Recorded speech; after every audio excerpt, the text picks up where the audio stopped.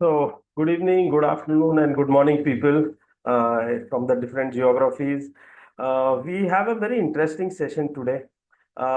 Interesting and important. And why I say important is because uh, a lot of us who are staying abroad, maybe our relatives who are abroad for working, for education, there are a lot of aspects in the from the Indian taxation point of view which you need to be aware of. You may have some passive incomes in India, you may have some active incomes in India, you may have some capital gains. There could be a lot of things which could be there which you may not even remember that you have certain assets in India, or you may be aware that there are certain assets, but you may still ignore, saying that probably the income tax department may not and may not know my actual tax residency, or maybe I may not be liable to pay tax. So to discuss all these aspects, what exactly how NRI is defined from the income tax point of view and from FERA's point of view, we have someone who has worked intensively in the segment, helping the NRIs, the OCIs, and the expats for their taxation in India. So we have CA Komal Kotecha with us. She is a commerce graduate and also a chartered accountant. She has more than 16 years of experience of working on global mobility programs. She specializes in individual taxation, Indian compliances for inbound and outbound, cross-border taxation matters related to employees. She has also worked on immigration assignments. She assists NRI for their taxation, which are based out of US, Europe, UK, Singapore, Middle East, Australia, with the Indian compliances and advisory services. Her portfolio consists of more than 200 NRIs and foreigners. She's more than 10 years of experience working with big four companies like PwC, and 1.5 years with EY. So we have Komal. I would request you to begin with the session. And the way we're going to have is, first we'll have the presentation from Komal's side. For that time being, I would request all the attendants to please be on mute. We'll have the question answer session after the presentation is done. Meanwhile, you can post your questions on the chat box, or after the presentation is over, you can certainly unmute yourself and ask the question. So, Komal, over to you. Yes. Thank you, Swapnil. Thanks for the introduction. Hello, everyone. So, Swapnil mentioned, the focus today on the presentation is going to be for those who have their roots here in India, but for their professional career, they've decided to be outside India. So, what we are yeah. So what we are going to focus today is the basics first. So let's get our basics clear so that then it is easier for you all to understand how the tax system works for an NRI. So unlike the unlike US, Europe, or the Middle East countries which follow the calendar year as their financial year, India has a unique financial year which runs from 1st April to 31st of March. So whenever you will see any information which is related to India, you would always see that it runs from. Uh, I would request everyone to keep yourself on mute. There is an echo in the presentation.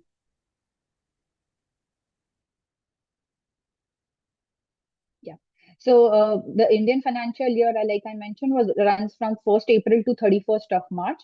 So whatever documentation you would see which is received from the brokers, from the banks, would always refer to the period 1st April to 31st of March. Now, India also has this unique concept where the income for the financial year is taxed in the assessment year. So a lot of times there is a confusion when there is a assessment year referred in the notices or in the communication. So for example, if the financial year is 1st April 24 to 31st of March 25, then the assessment year for this year would always be 2025-26. So whenever you are referring to any documents, the first point of check you need to see is whether the document pertains to which financial year, whether it is financial year referred or it is an assessment year referred. Now, the core basis of taxation here in India is dependent on the residential status. Okay. And residential status is determined based on the presence of that individual here in India.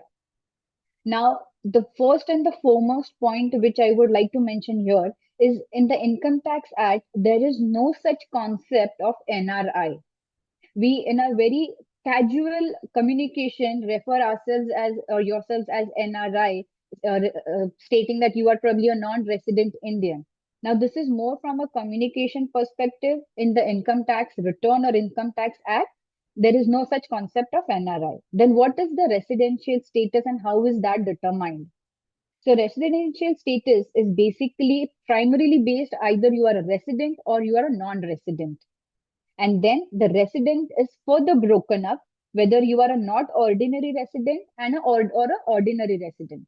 Now, why the segregation into three different residencies is largely to cover what is the scope of taxable income under each of the residential status. Now, who would be considered as a non-resident in India, right? So, a person whose presence in India is for less than 182 days during the financial year would be considered as a non-resident. Now, this 182 days is in the context that all of you who are outside India are Indian passport holders who would be either making visits to India, though visits could be for vacation to attend any business meeting. So that is the reason the number of days for which you can remain non-resident is 182 days. Now, again, the purpose of visit is immaterial. You may hear just for meeting up your parents, you go back or you come back, you attend some function. So the purpose for which you are here is immaterial.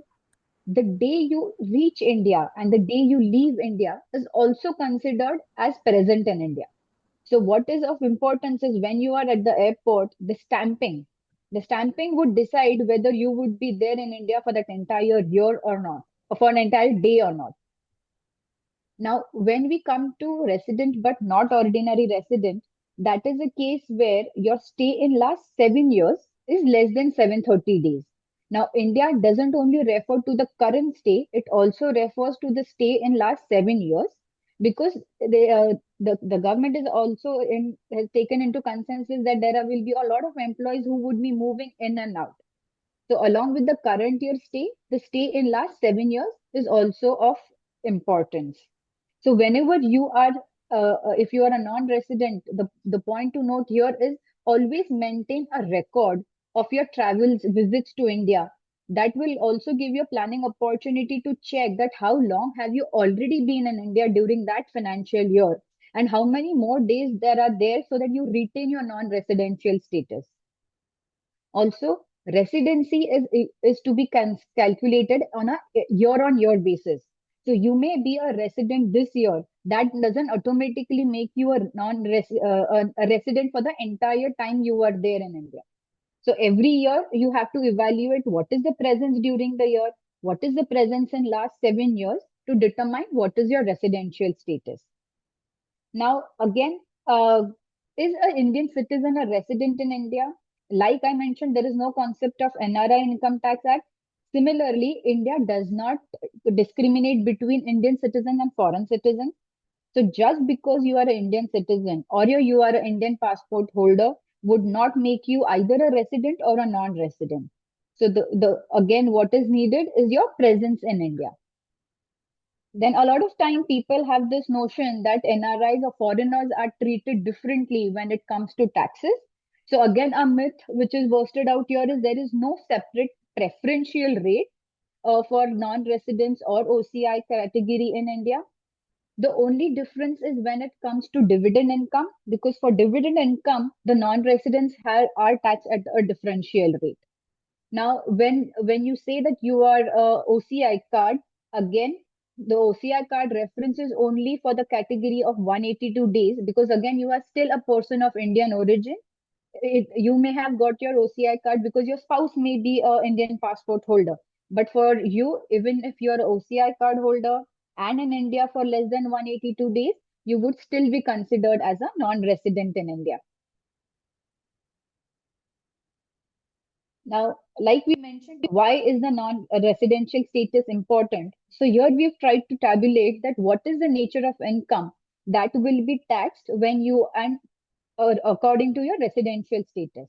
Now, if you see here, ROR is basically resident and ordinary resident. In this case, your worldwide income becomes taxable in India.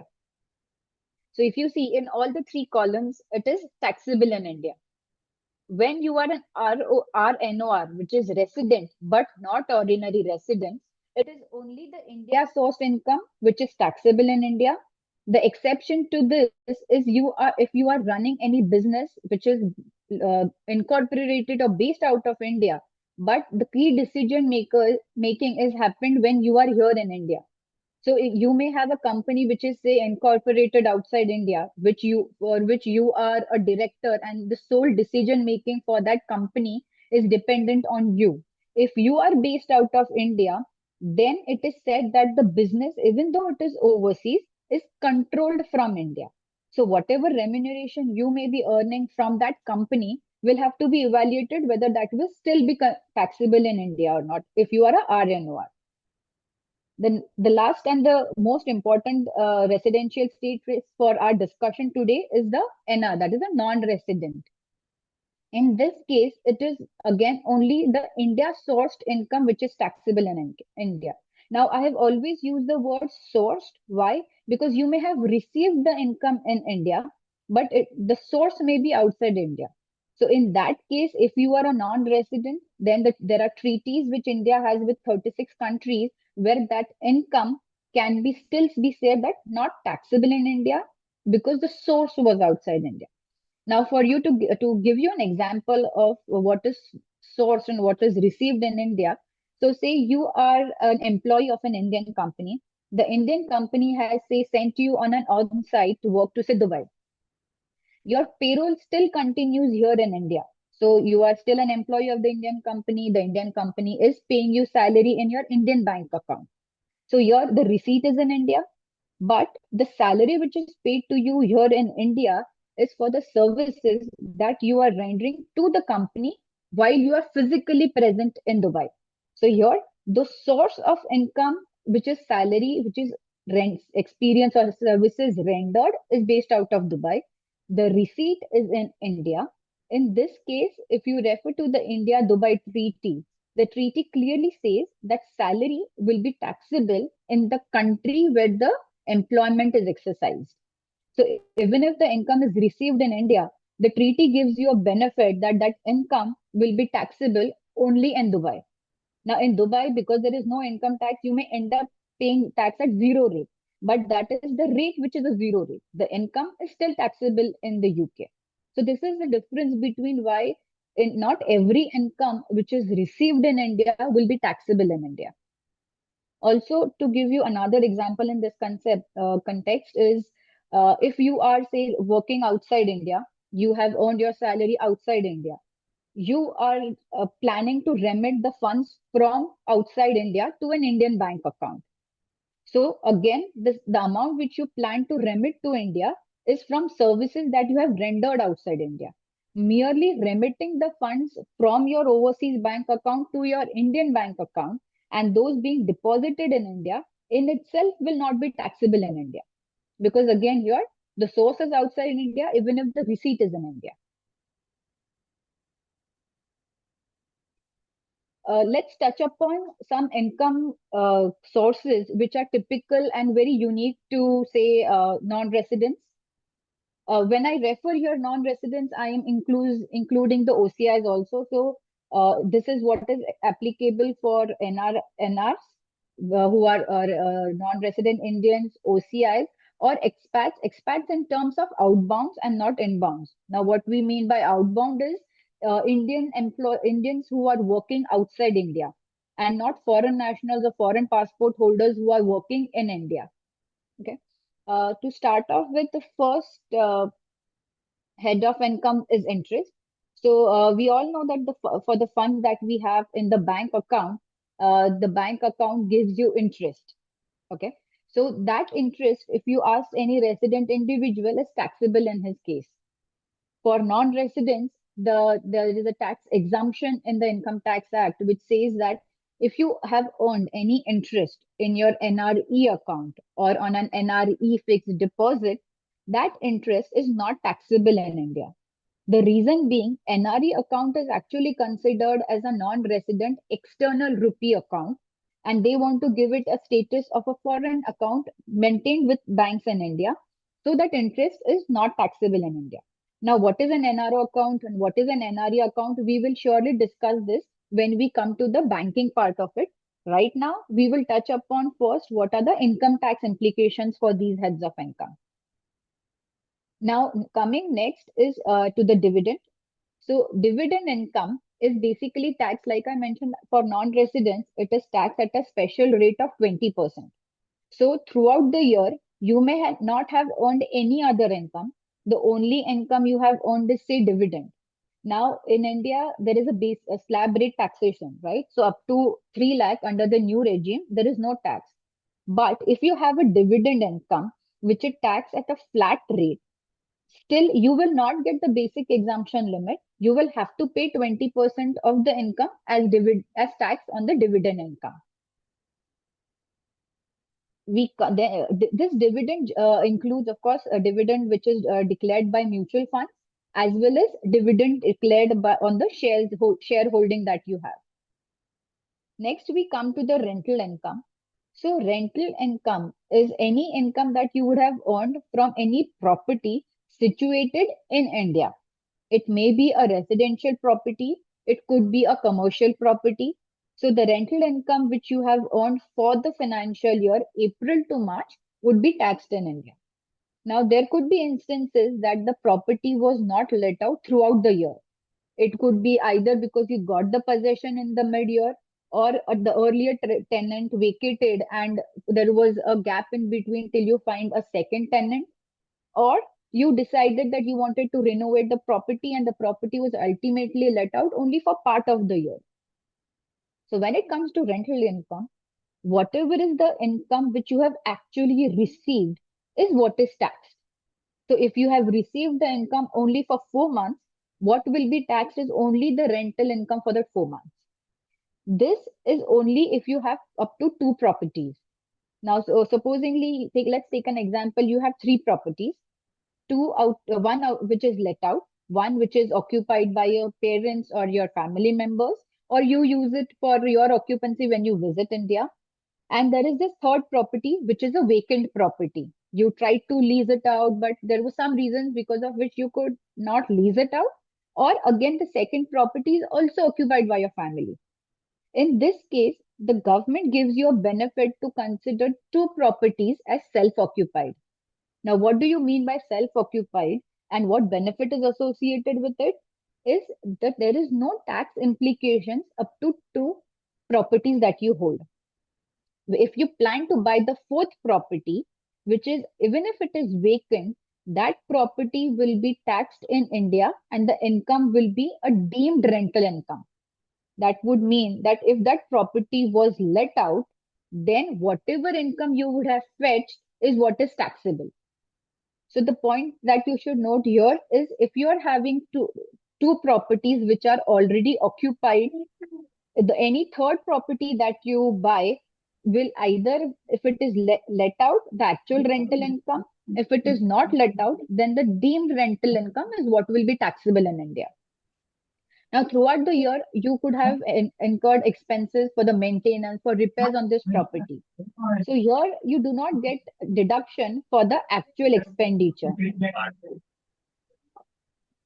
Can I request the participants to please stay on mute?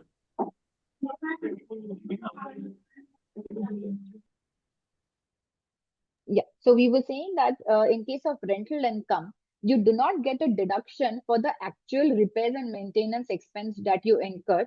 Instead, you get a flat 30% deduction of the rental income.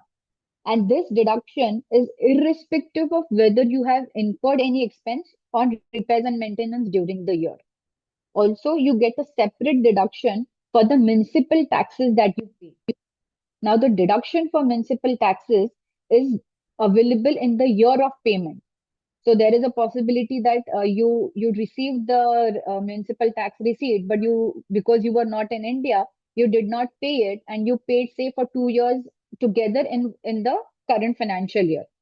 So the deduction will be available in the year in which you have paid for all the previous municipal taxes that you have paid. So it is not qua the year for which the municipal tax pertains.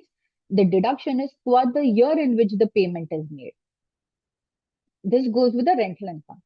Now let's come to the classic source of income for our NRIs who are making investments here in India is the capital gains. Now, for the financial year 24-25, our favorite finance minister has introduced a new regime in the capital gains. Basically, they have come up with this new regime to phase out the old regime where an indexation benefit was there. So under the new regime, without indexation, the capital gains is taxed at a rate of 12.5%. Under the old regime, the capital gains is taxed with an indexation at 20%. So what a point to be noted here is do not blindly go for any regime. When you have the capital gains, you should always do a comparison of what is the tax that would be as per the old regime and what would be as per the new regime. Not always the indexation benefit may come to your help. It could be the new regime also, which could be beneficial. Since the regime is introduced only now, the government is still yet to come up that what would be the form which needs to be filled in to opt for the new regime. So the procedural part will be available once the income tax returns are notified for the current year, which would generally happen in the month of April. So in April 25, you would have the forms which are referred that if you are opting for a new regime, then which form needs to be filled in. Capital gains is basically divided into two, long-term and short-term. The new and the old regime that we were referring to is specifically for the long-term capital gains. Now, when is an income said to be long-term? Is if you are holding that asset for 2 years and then you sell, it is long-term.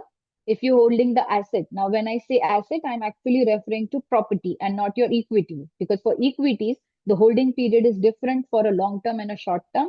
And for mutual fund, again, whether it is debt-oriented or equity-oriented would determine that whether it is long-term and short-term. Again, the point here is just because there is a tax doesn't mean that you decide not to redeem your mutual funds. If there is any requirement to redeem a mutual fund, we suggest that prior to redemption, when you already know that what could be the possible sales consideration, you may actually work out whether it is a long term or a short term and work out the tax and then decide whether if you hold it for say another month, it may turn out that the asset or the redemption is a long term asset and not a short term asset. So my suggestion is before you sell off, you should always consult with Swapnil and check whether the ultimate gain is going to be short term or a long term. Also, if you have any carried forward losses, those losses can also be set off against this gain. So the timing of sale can also be useful to check whether it is a long-term gain or a short-term gain, and if you can set it off against the brought forward losses. In case of NRIs, the fund managers or the brokers will always do a TDS before paying it to you. Now, what is a TDS? TDS is basically tax deduction at source. So the law says that when a payment is being made to any non-resident, the payer is required to withhold tax and only then make the payment. This is largely so that the government ensures that no income which is earned in India goes untaxed. As per the calculation, ultimately you may not be liable to pay taxes in India, but that is as part of your income tax return where you then go and apply for a refund. Coming to the next head of income would be sale of property. Now, in case of non-residents who are outside India, they own a property here in India and then they are selling the property. So it is basically a sale by a non-resident to a resident in India. Say the buyer is based out of India. In these cases, the buyer is required to withhold tax at the time of making payment to the seller. The seller can do an evaluation of whether the old regime is beneficial or the new regime is beneficial, and accordingly tell the buyer the rate at which the buyer should be withholding tax. Now, when the buyer withhold tax, he will withhold on the sales consideration. That is the amount he owes you. He will not independently calculate how much is the capital gain. The law doesn't require him to calculate capital gains. So you are not required to inform him at what price did you buy the property. So he will deduct directly on the sales consideration. He will give you a certificate which will have your PAN number, and the tax which is deposited will be linked to your PAN number. This tax is like a prepaid tax or a TDS, which you can claim in your income tax return against other sources of income as well, and not specifically for the capital gains. There are separate sets of compliances when the payment is made to a non-resident seller. The buyer in this case will have to obtain a tax account number, a tax deduction account number, referred as a TAN number. The deduction or the compliance will not be against the buyer's PAN number. So he may have to get into some additional compliances, and the default is on the buyer if he does not comply. So if you are a non-resident seller, it is your prime responsibility to inform the buyer that you are a non-resident. A lot of times or frequently the names do not themselves give a note that whether you are a non-resident or not, right? So if you are having an Indian name, the buyer may not even ask you whether you are a non-resident seller or not. Or if it is a parent who is dealing for the properties of the children, the buyer would still just look at the father and do the deal and may not know that the actual seller is a non-resident.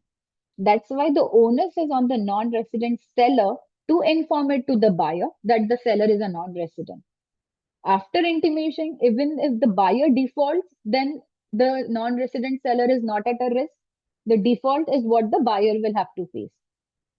If the non-resident seller does not disclose, then the buyer can always take a stand that while the transaction was being done, I was not informed that the seller is a non-resident. If you already have a PAN number and Aadhaar number in India, that documentation is sufficient to do a sales agreement registration. So there is no way the buyer would know that you are a non-resident. Now let's come to the reverse scenario where you are purchasing a property. So you are a non-resident purchaser and you are, say, purchasing a second sale property or a property from the builder. Now, in this case, if the property value is more than 50 lakhs, INR 50 lakhs, you are required to withhold the TD tax at the time of making a payment to the buyer. So here there is a monetary limit of 50 lakhs. If the sales consideration is below 50 lakhs, no compliances to be done. You are good for the deal.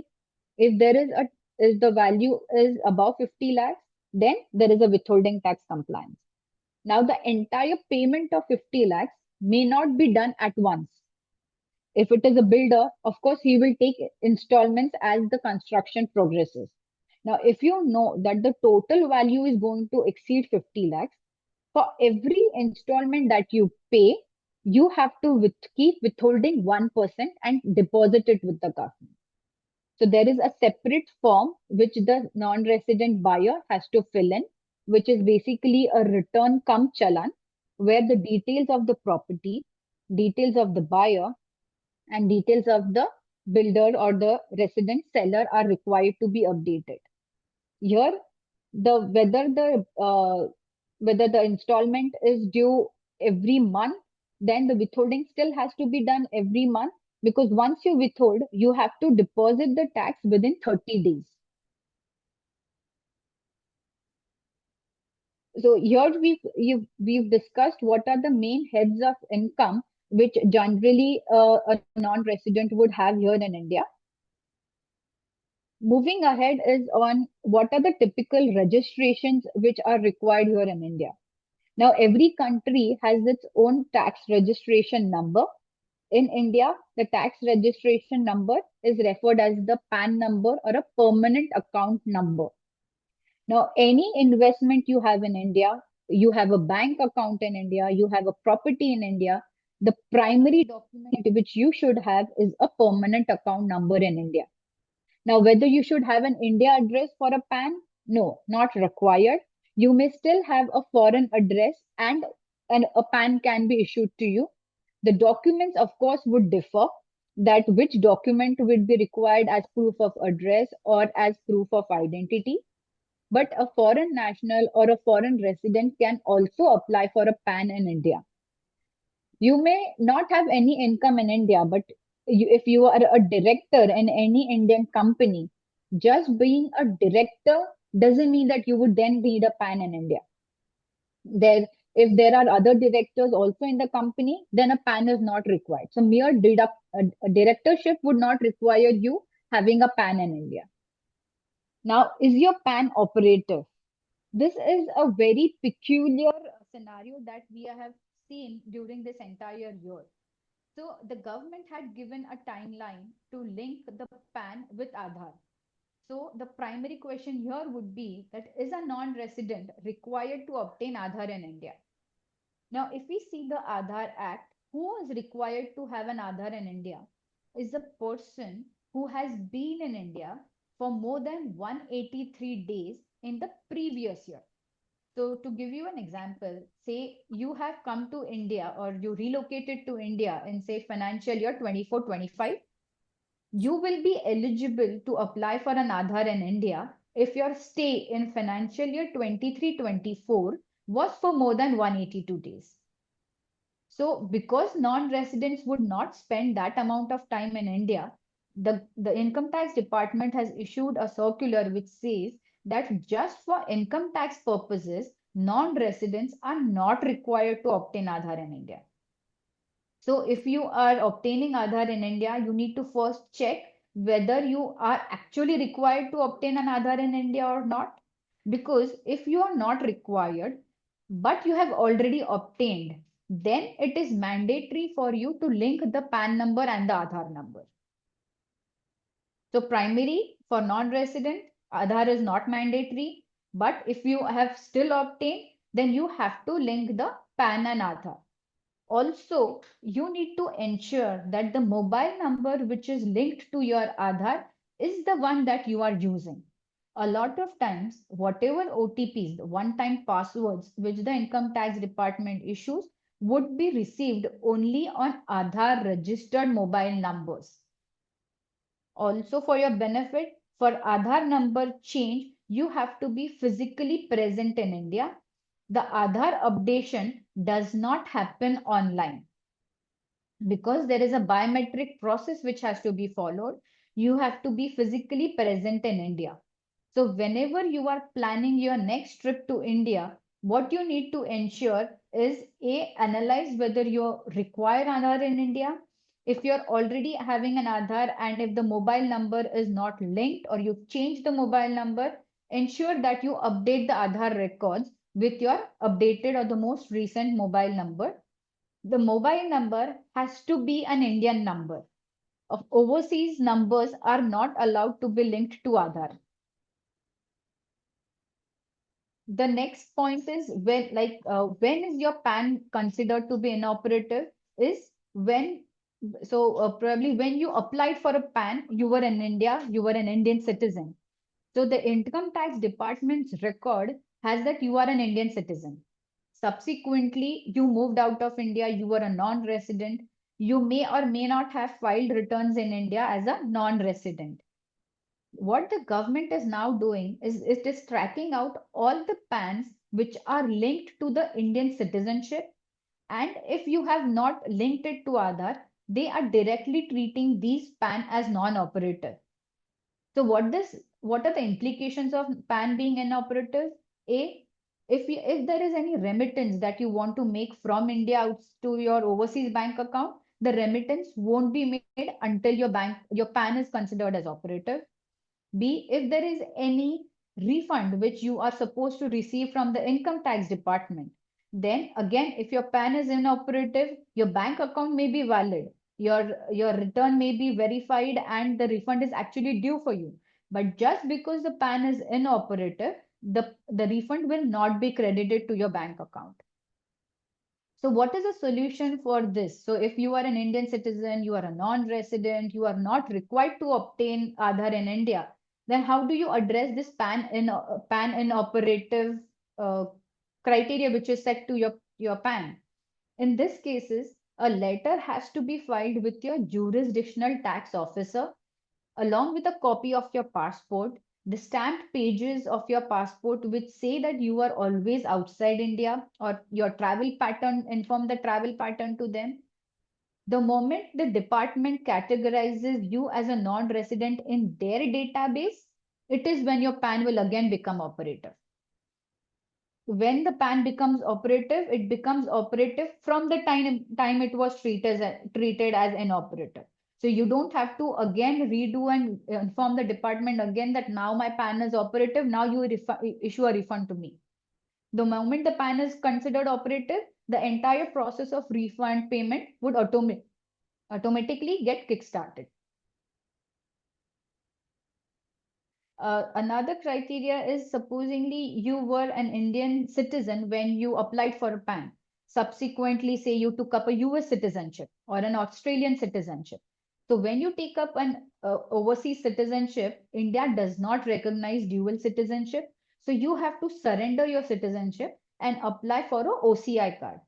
Now, again, because the department knows you as an Indian citizen basis the PAN application, a letter then also is required to be filed with the income tax authorities informing that you are no longer an Indian citizen and hence the PAN inoperative should be considered as operative.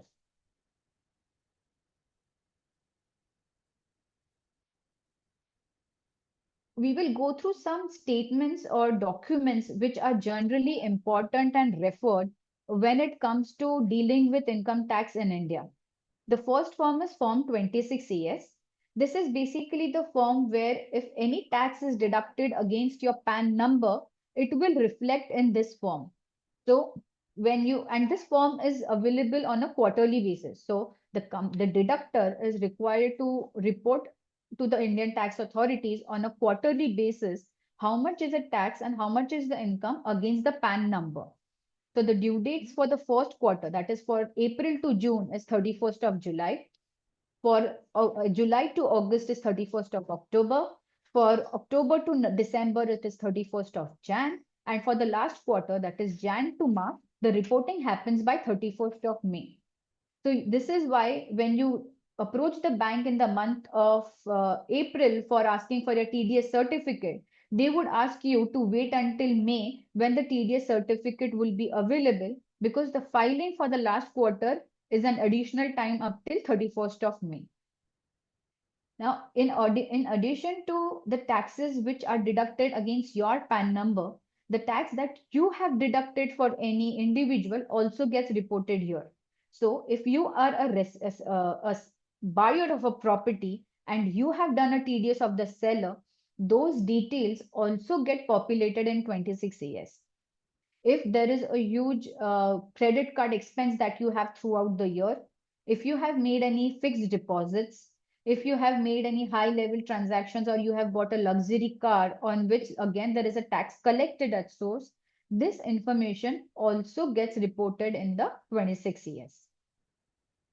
Coming to the next document, that is the annual information statement.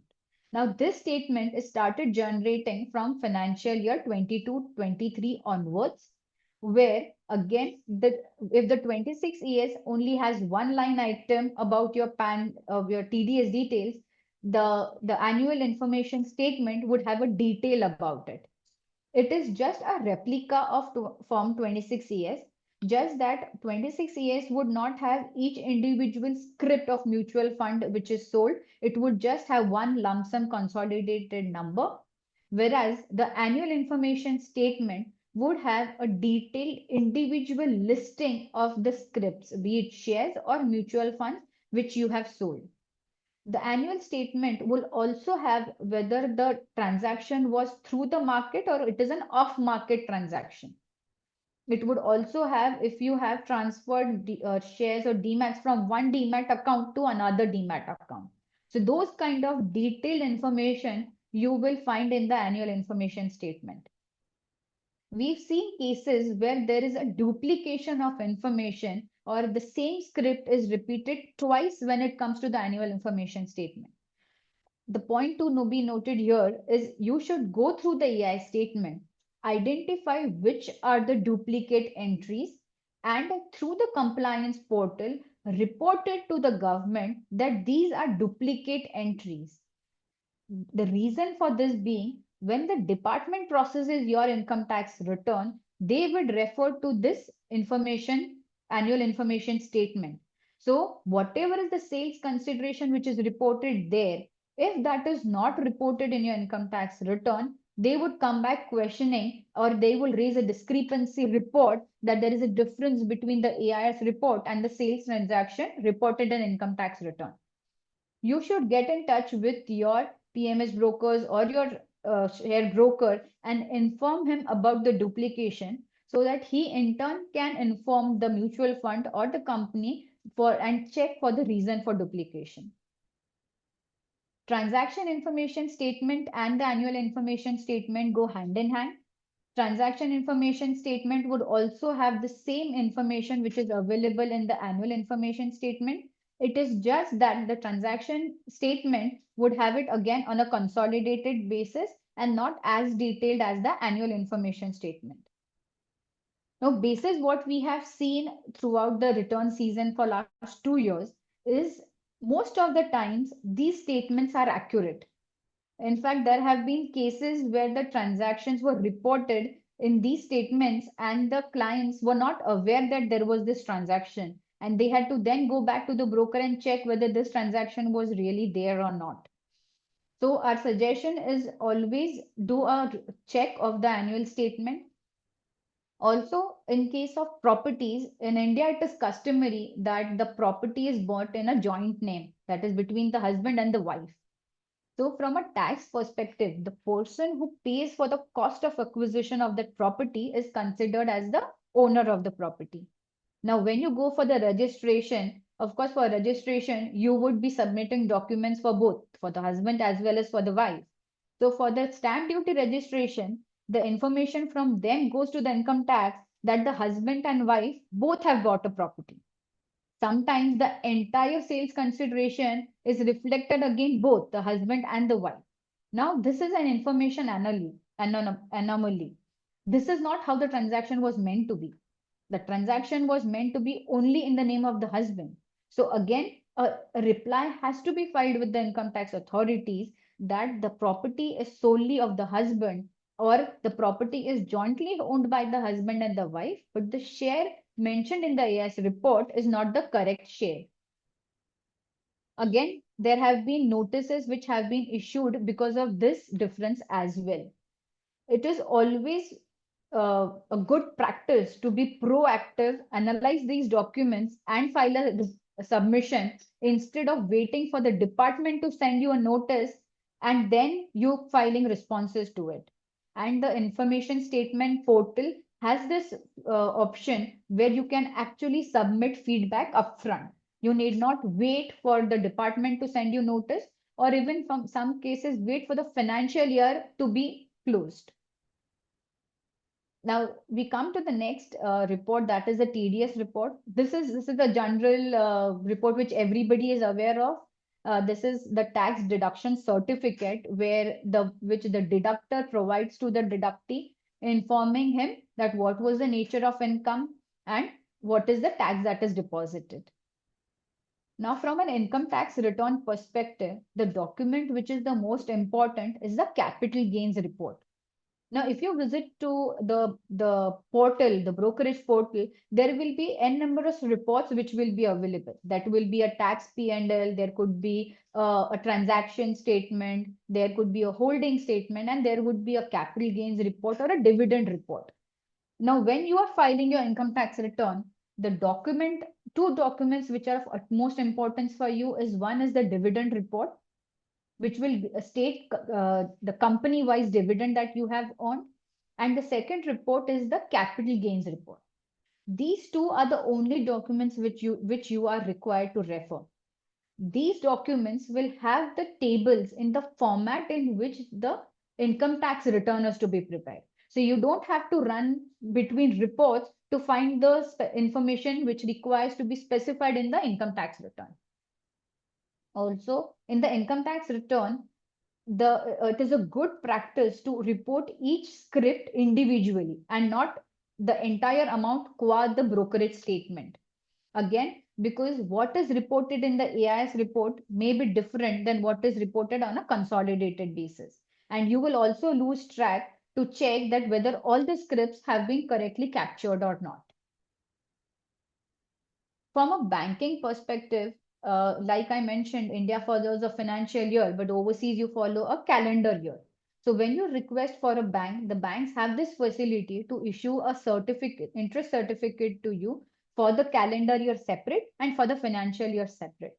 These certificates are generally issued in the month of April after the year end, when the entire data related to your savings and your fixed deposit is reported.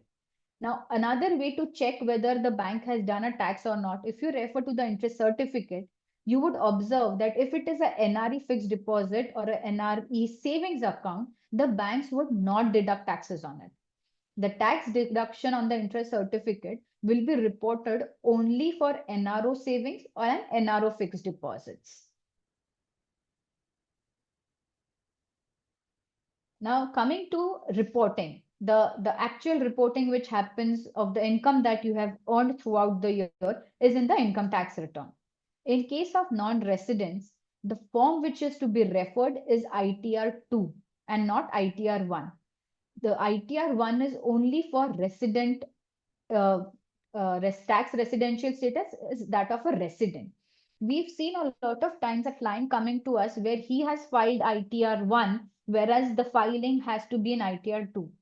Now, why a difference between the two ITRs is in case of non-residents, there are some additional fields which are required to be reported to justify your residential status as well as to report what is taxable in India and what is not taxable in India. As much as important it is to report taxable income, it is equally important to report the exempt income. Now, what comes into an exempt income is if you are having an NRI fixed deposit or NRI savings account, which is exempt, that reporting has to happen in this field. The reason being, when you would have made the fixed deposit, the bank would have informed about this investment to the income tax department.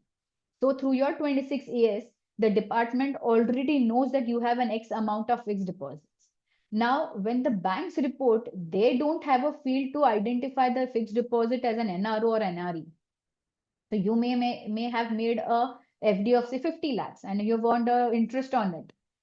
What the bank will report is an XYZ person has made an income, FD of 50 lakhs. If you don't report the exempt income, there is a possibility that you will get a notice from the income tax department saying that you made a fixed deposit of 50 lakhs.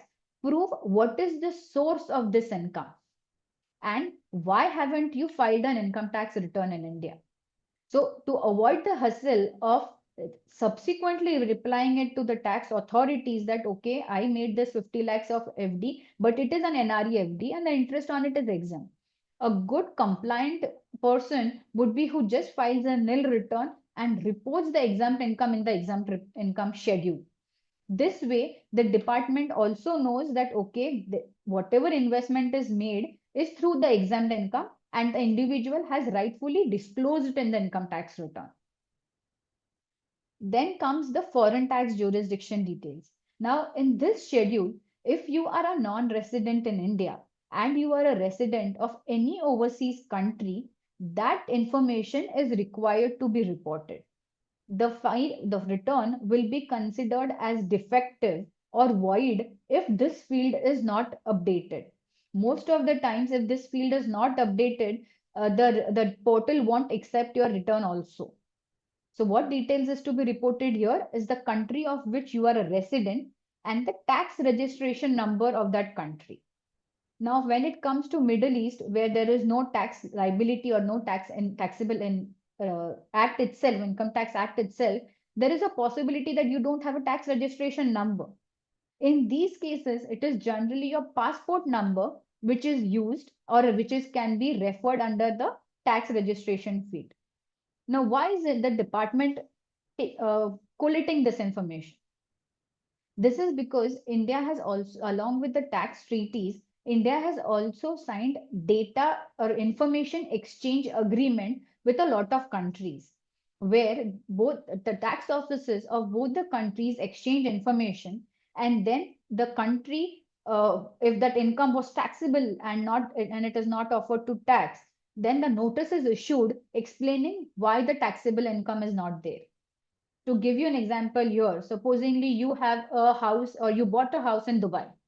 You are a non-resident in India. Whatever income or whatever funds are there for the house property in Dubai, you are not required to disclose it in the income tax return. Now, because of the information exchange, Indian tax authorities know that you have a property in Dubai. For any reason, you may not have filed your income tax return. You may not have a taxable income in India, so you wouldn't have filed a return. In such cases, basis the tax of the passport number, the department pulls up data and sends you a notice stating that we have information that you have a house property in Dubai. Why a return is not filed in India? It may be a simple submission stating that I am outside India, I have funds outside India, and I have bought a house property outside India. The department may not go further because there is no assessable income in India. But the very fact that the department has this information with them and they are issuing notices itself is enough to be compliant. Be it a nil return, a lot of times clients say that I don't have any income in India. Then why should I file a return? Why filing a return in India would I invite additional notices from the department?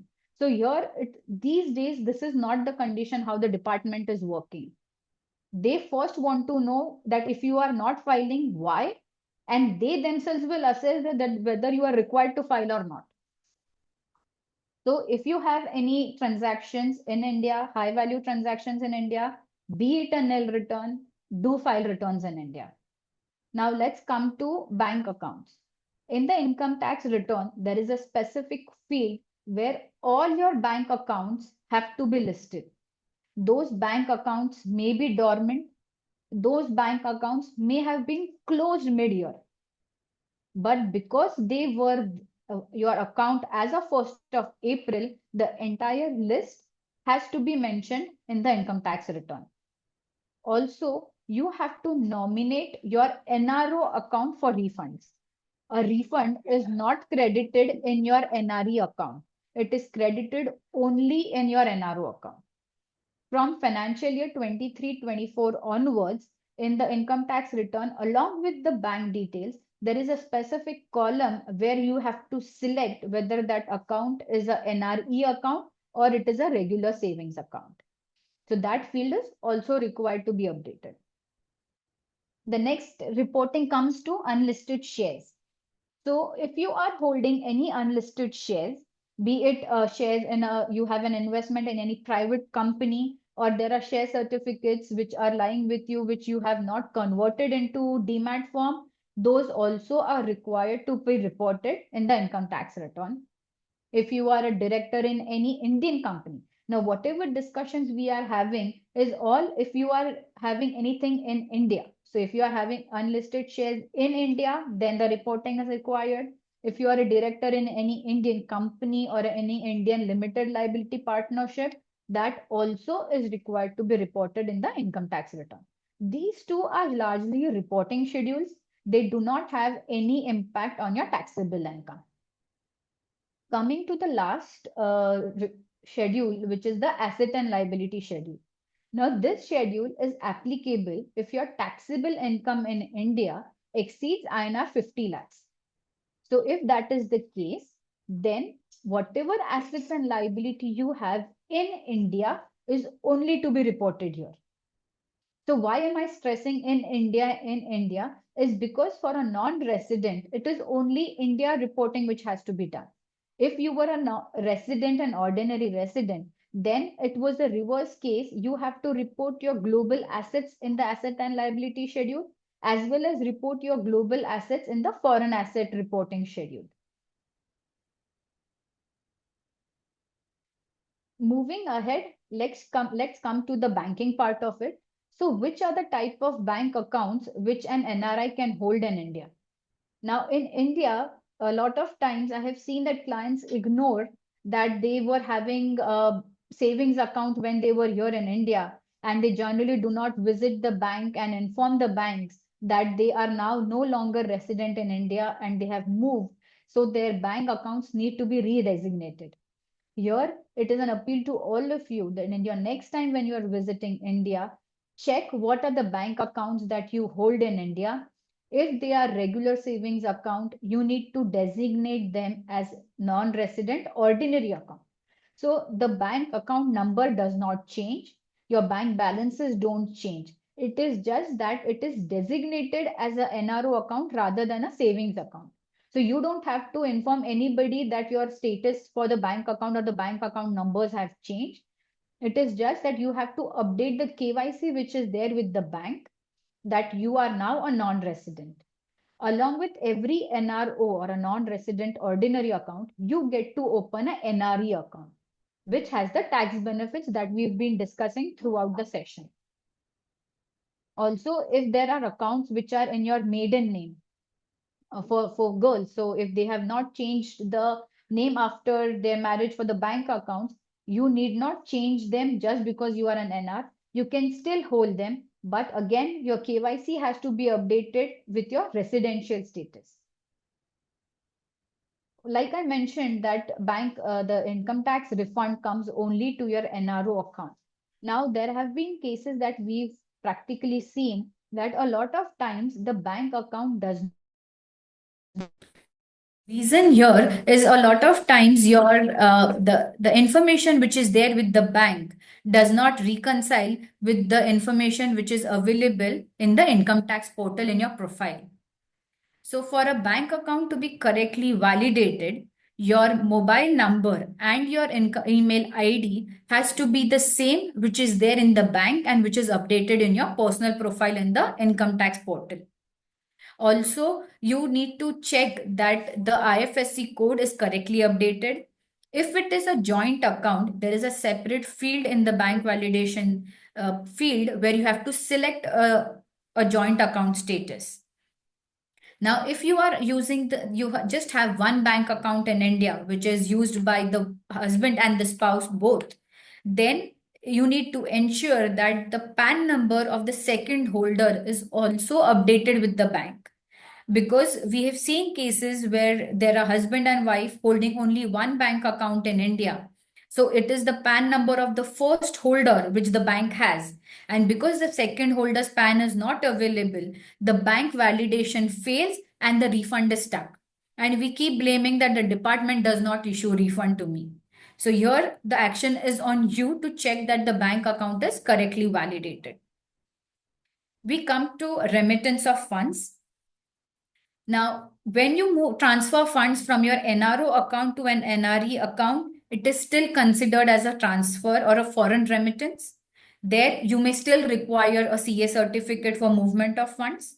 If you are moving funds from India directly to your overseas bank account, that is again a remittance which requires a CA certificate. The documentation differs from bank to bank. They would ask you for a purpose code, that what is the purpose for which the funds are being remitted. If the parents are transferring funds to their children overseas, then the transfer is by a resident to a non-resident. The transfer is under a LRS scheme or a liberalized remittance scheme. There are specific guidelines on how the remittance under LRS would work. If the remittance is more than 7 lakhs, then there is a tax withholding also, which happens. If you are transferring funds from your NRO account to NRE or from your NRO account to overseas account, this is you moving funds from one pocket to another. There is no tax payment which is required on these remittances if the source is already paid. So supposingly your fixed deposit matured, those maturity proceeds hit to your bank account, that is what you are now remitting. So if you have already paid interest on the interest component of the fixed deposit, the remittance is the amounts are freely available for remittances. When it comes to inward remittance, again, there is no such restriction on the amount of inward remittance. And of course, for inward remittance, there is no withholding which happens, or there's no taxability. Only thing is you need to keep record of from where the funds are being remitted to India. So we have seen one classic case where an individual wanted to buy a property here in India.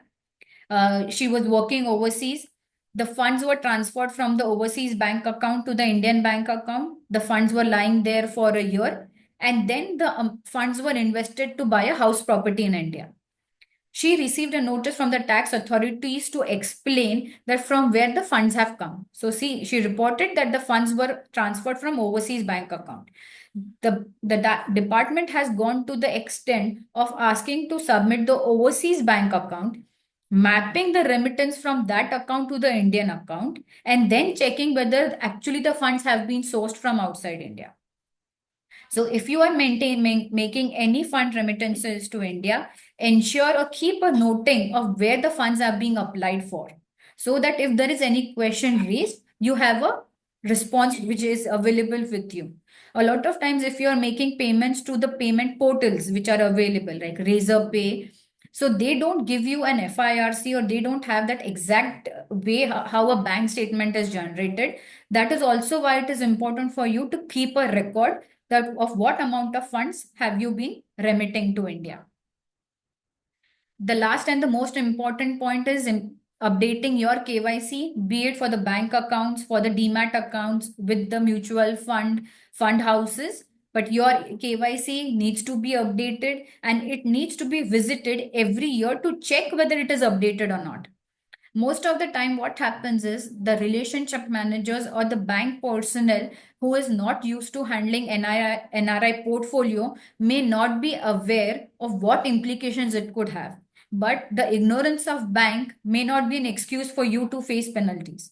So at your end, ensure that your KYC is up to date. Yes, so all said and done. Now we are opening the house for any questions that you all have. Thank you, Komal, for a very elaborated explanation on all the aspects. We will open this. You can chat. Participants, you can type your question on the chat box, or you can just unmute yourself and ask the question. Yep. I think we have a question from Dhanik, who is put in. Can NRI with OCI card eligible to open HUF account in India? Okay. So HUF is a different ball game as such. For HUF, the designation of the Karta determines the designation of the HUF. So if for an HUF, say you, your spouse and your kids, this is how you plan to open a HUF. If you are a non-resident, then the HUF will also be designated as a non-resident. And whatever are the tax implications for a non-resident will equally apply for a non-resident HUF. So of late, the Indian tax authorities don't look at a non-resident HUF as a good legal entity or look investment entity here in India. But he It can is more under scrutiny when it comes to non-resident HUFs. Okay. Dhanik, do you have any further question to that? No, thanks, Komal. A really informative session. Thanks, Swapnil, for organizing and extending the invite. The challenge was I did manage to open an HUF, but the banks with which I'm trying to open an HUF account now, so I got my HUF certificate, but the banks, they checked with the legal teams and they've declined to open a HUF account because they're not sure. But yeah, so the tax authorities and the banks don't look up to NRI HUFs as good mode of transaction. Okay, no problem. Thanks for clarifying and thanks for the session. Very informative. Thank you. Hi, Swapnil. I'm Gaurav Jain here, and thanks, Ms. Kotecha, for a very nice presentation. I just wanted to check in a very specific question. If an NRI is purchasing property in India, Right. and the source of funds for that property are both NRO and NRE accounts, one, is it advisable to use funds from both these accounts? should the amount be used from only one account? Should the consideration be paid only from one account, either NRO or NRE? And three, when the property is sold, where does the money finally end up? It ends up in the NRO, that's the procedure. But if I paid from the NRO to the NRE, can I remit that money without further, can I repatriate that money, as the technical term is, from NRO to the NRE? So how does the split happen? Just explain by way of a transaction. And if somebody wants to use funds from both the accounts. Okay. So, if I understand your question right, so you are say buying a property worth a lakh. You propose to use say 40 lakhs from your NRO and 40,000 from NRO and 60,000 from your NRE account. Now, your Yeah. first question is whether it is permissible to make part payment from NRO and part from payment from NRE. Yes, you can Yeah. make payments from NRE. So Is it advisable? Is it uh, advisable to do so? yeah, so there is no implication of you using the money from your NRE account. Mm-hmm. The law, neither the law nor the banking regulations nor the income tax stops you from using it. Okay. So, The sorry. only fact with NRE is you can withdraw INR, you cannot deposit INR there. That's the Correct. reason when the sale will happen, the sale proceeds will directly go to your NRO account only. They will not go to your NRE account just because you purchased the property from NRE account. In fact, you can use the entire funds, the entire 1 lakh can come from your NRE account. So if you recollect, I gave that example where the person had bought funds from Dubai to India and then invested in India. Mm-hmm. So No, I got that using, question. So my answer, my question is now there's $1 million limit on the repatriation of funds per year from NRO to NRE, or rather correct, repatriation of funds by NRI. Now, correct. if I use that route, and if I have originally at the time of making of the purchase of property, say bought a $2 million property, 2 million equivalent property in India, and Okay. now if I take that money, will that money be treated over and above the stipulated amount of $1 million? Suppose I sell the property for say $2.5 million. Okay, I got your point. Now, So huh. when you are remitting funds, which is say so from a sale of property, there is a separate limit which you can use for sale of property proceeds, Okay, and how independent much is of that? your NRO limit. So if you see the How much is that? remittance form, it specifically has this field that are you Yes, remitting the section properties? proceeds of sale. Yeah, Yes, yes. proceeds of sale. That the reason Hmm. for that being there is a separate limit and a separate regulation for remittance of sale of property funds. Okay, and if you could just tell me what is the limit stipulated there? No, I have to check that and get back to you. Okay, thanks. I think more or less you've answered my questions with very stands results. Thanks. Yeah. Komal, one thing what I have observed with for a lot of NR non-residents is that when they were in India, they had there's obviously the status as resident. Now that they have settled abroad for work, they don't bother to update their KYC in banks, mutual fund, and they are very casual in terms of it's okay, we'll keep as it is. So, what are the repercussions of not converting your KYC in banks as well as mutual funds? Okay. So, from a banking perspective, they are not bothered what type of account you have because for them they are governed by the banking regulations. What repercussions are there? Those are from the income tax perspective. So, because the benefit of NRE exemption, interest exemption, is only to non-residents. If you are not converting your accounts to an NRO account, then the bank is paying you interest without any tax. And there the repercussions come because the payment is made to a non-resident without withholding taxes. The bank will face the notices and they will recover the penalties from you, stating that you did not inform the bank about your correct KYC. Okay. But a lot of time it happens that once they go out of India, they have to convert. Yes. So till the time they are in India, they cannot convert the saving account into NRO account. Now No, that they they're can. If okay. supposingly you are, say, you've got your visas and you are traveling in the month of January. Mhm. Now, basis that visa, you can visit the bank and inform them that you are going to now move out of India. So they then designate your account to an NRO. So from a banking regulation perspective, if an individual is leaving India for the purpose of employment, he becomes a non-resident from the day he leaves, unlike the Income Tax Act where the stay will be considered. So basis the visa that you have, the banks can convert your accounts to NRO before you leave. So you can complete all those formalities before leaving itself. Oh. There is one question which says that his son he's gone for studies abroad, and Hmm. for the last financial year he was there out of India for more than 182 days, but Hmm. still he has filed the return as a resident status. So should he resubmit the return? Uh, so when you file a return, the number of days you are outside India is not to be considered. The number of days you are in India is required to be considered. Now, if you have filed your return as resident, first of all, you need to check that whether you are Komal, your that voice is is one cracking. thing. Did Yeah. not able, I could not hear you in between. Am I loud? No, no, no, no, not. This is better.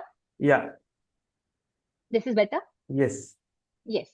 So first of all, you need to check that what is the number of days presence in India and not what is outside India.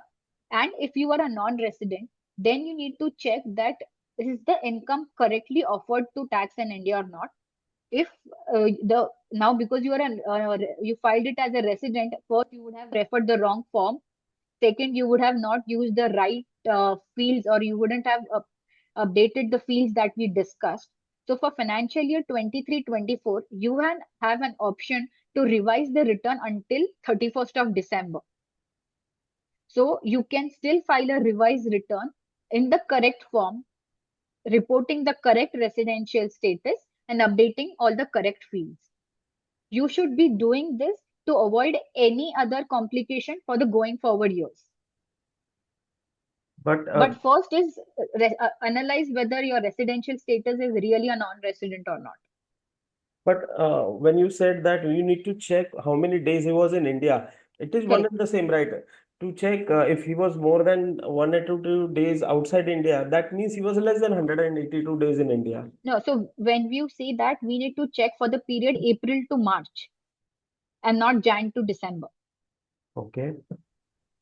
And again, the date he left or he boarded the flight and the day he probably, if in between he would have come in India, those days also need to check if he is a borderline case, because 182, more than 182 outside India could be a borderline case also.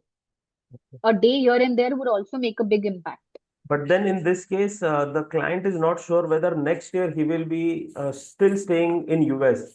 The chances Doesn't are make a that he may difference. come Like back to India. So he is still filing as a resident. that is immaterial. Tax residential status is to be analyzed for every year. He may turn out to be a non-resident for this year, and if he comes back next year, he may still become a resident. Okay. Okay. Yes. Any more questions?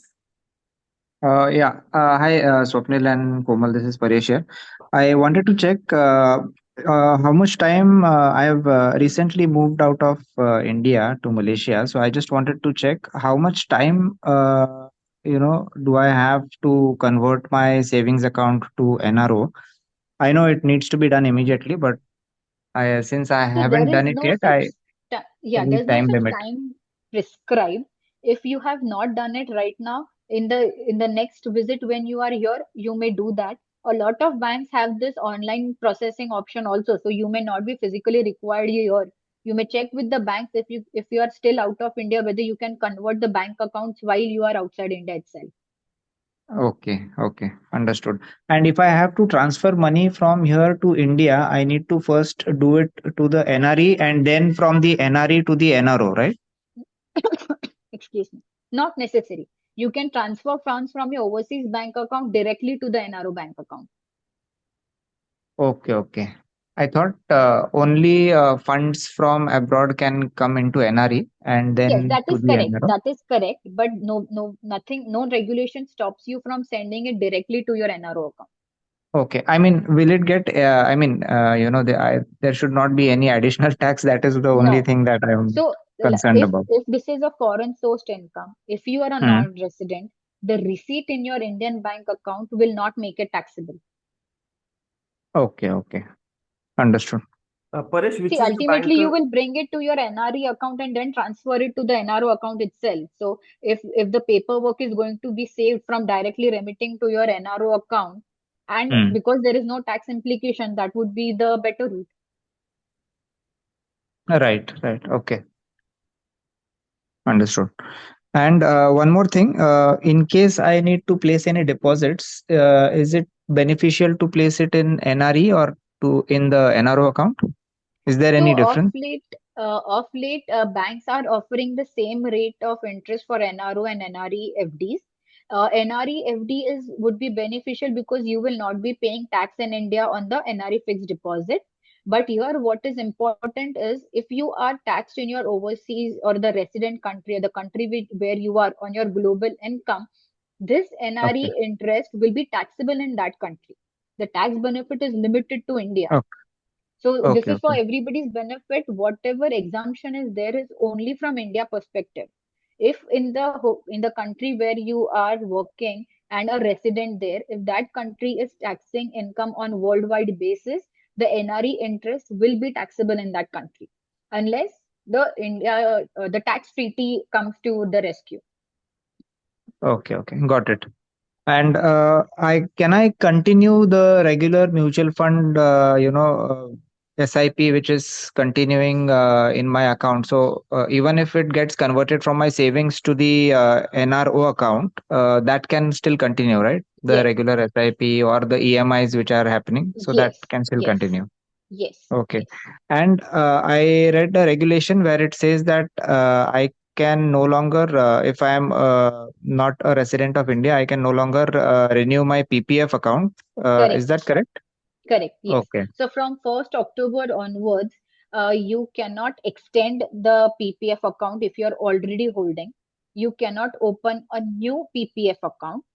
Okay. Also, the interest, there will be no interest which will be credited after 1st of October. The interest will be credited only till 30th of September. Okay. And in case I need to, I mean, if I have to renew it further this year, then I will not be able to do it. And then No. that means I need to close it and get the funds to my regular account Correct. So you savings. can Okay. also withdraw only after you have completed 15 years of contribution in that account. So Hmm. if not, you will have to wait for that account to complete 15 years. Also, it is a possibility that you already are past the 15 years and you extend it with a block of 5 years. So you can extend Hmm. PPF account with a block of 5 years. If you have extended for further 5 years, you will have to wait for the fifth year to complete and then withdraw, and then there is no renewal after that. Okay. Okay. Understood. Okay. Got it. And Komal, in case of Paresh, does he also have to change the status in the income tax department for his PAN? Merely just updating in bank and mutual funds, will that suffice, or he also has to update this to the income tax? So on the income tax portal, there is a profile. If you see below your name, there is a profile. So there you have to update your residential status as NR. You have to update the country where you are currently and the passport number there.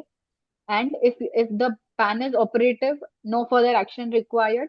If the PAN is inoperative, then go through the process of informing the income tax department about your non-resident status and request them to update their records. Okay, thank you. Okay. Thank you. Thank you so much. Komal, there is a question. How easy Yes. is it to change the residential status in the bank mutual funds PPF? It largely depends on your relationship with the banking people.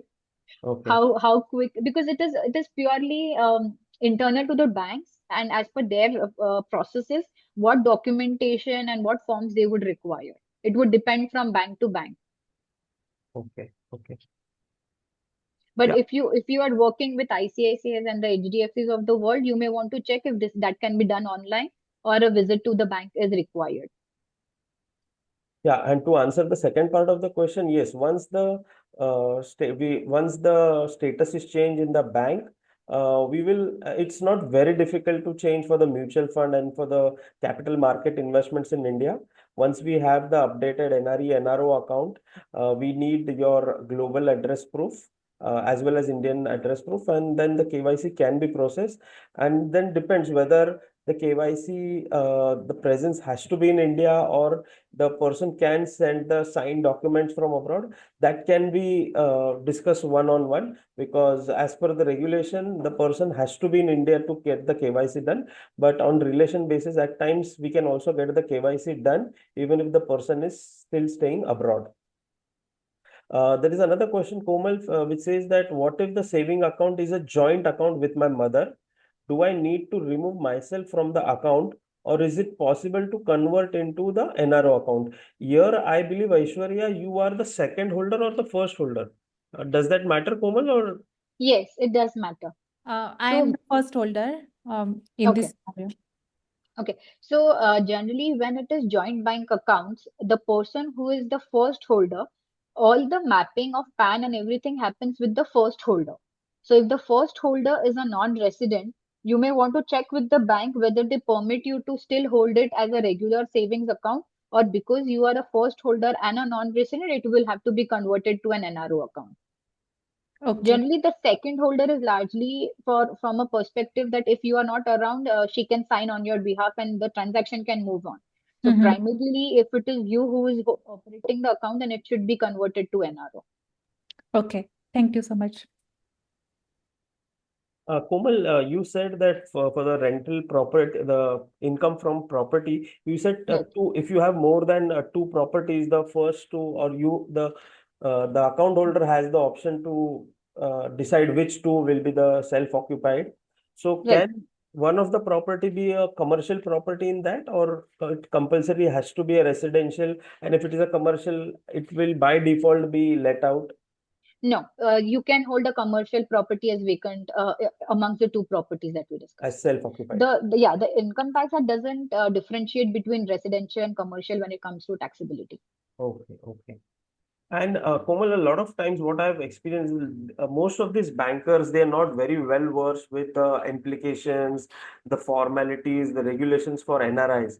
And a lot of time, the person spends a lot of time behind these people. So can they connect with you if there is if there is a big question mark how to go about? Is it possible, or they mandatorily have to deal with their bankers only? So when it comes to our services or where we can come into picture is explaining to the relationship manager that what is your residential status and what is the ask of the client from the bank. Like you rightly mentioned, we've seen that a lot of times the relationship manager is not well versed with how NRIs work. And in that case, it really helps because then we can share the FEMA extracts with them, which explains that how it is to be addressed. And at times we've seen cases being resolved on these basis. So for everybody, I own the brand Omnis Advisors. So Omnis is basically a Latin word which means omnipresent. So anything and everything which relates to NRIs is what we cater to. So these are my credentials. My husband Pankaj Kotecha is also a chartered accountant. So you can reach directly to us, or you can reach to Swapnil, and he can then introduce us to you for any income tax related compliance or advisory services that you would require here in India. We just have last 2 minutes. If there are any more questions, we can still take them, or you have Komal's details with you on the screen. You can directly reach out to Komal or Pankaj.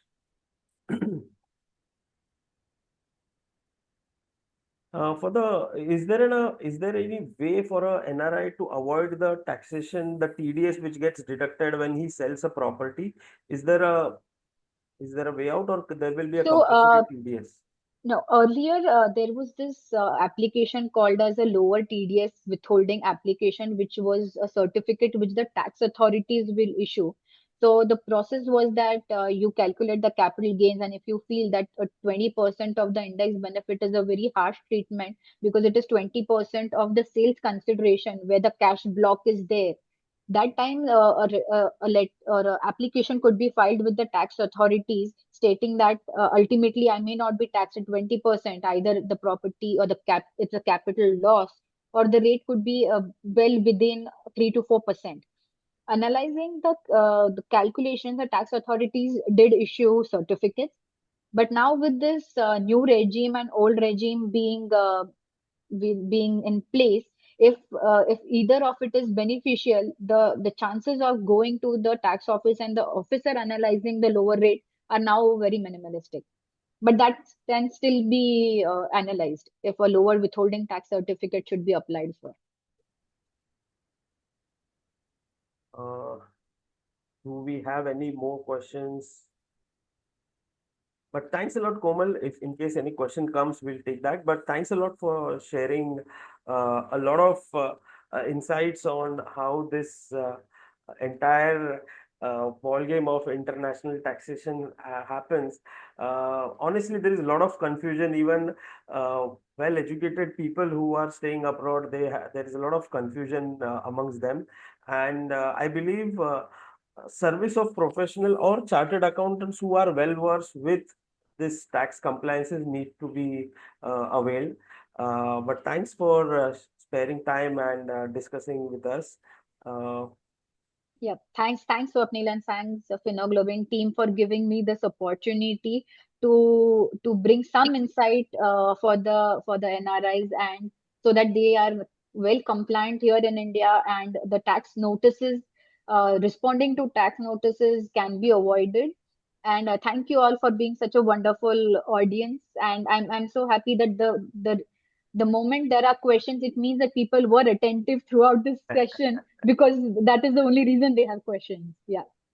Thank you, Komal. Thanks a lot, everyone, for joining. Thank you. Thank you. Yes. Thank you, Thank you, Swapnil. Thank you, Komal. Thank you. Thank you. Thank you, Swapnil, for organizing, and thanks, Komal, for the informative session. You're welcome. Thank you. Thank you.